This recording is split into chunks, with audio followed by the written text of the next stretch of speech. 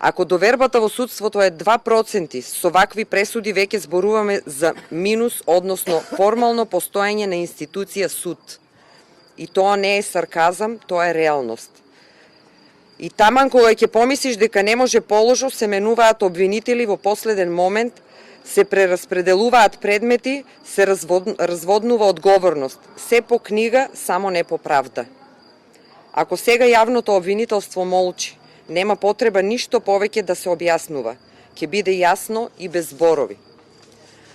А судиката нека си одговори сама дали законите се пишуваат за да важат или да се заобиколуваат. И дали навистина може мирно да спие кога зад една ваква пресуда стојат 63 животи и над 200 повредени. Кочани е со 15 улици.